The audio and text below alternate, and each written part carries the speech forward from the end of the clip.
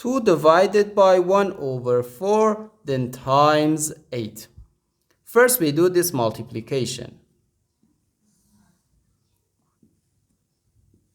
1 over 4 times 8. 4 divided by 4 gives us 1. And 8 divided by 4 gives us 2. So here we have just 2. And 2 divided by 2 equals 1. But this answer is not correct, because according to the order of operations, multiplication and division have equal priority and we have to work from left to right. So here, first we have to do this division, then this multiplication.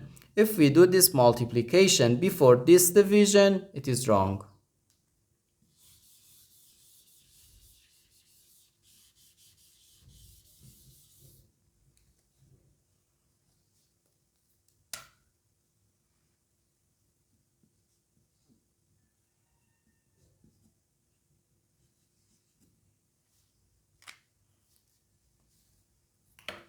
So first we have to do this division. 2 divided by 1 over 4.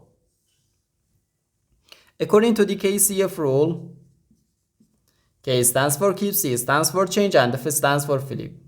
We can write keep the first fraction, change division to multiplication, and flip the second fraction. So 2 times 4. And here we have times 8. Okay? First we do this multiplication. 2 times 4 gives us 8. So 8 times 8, which equals 64.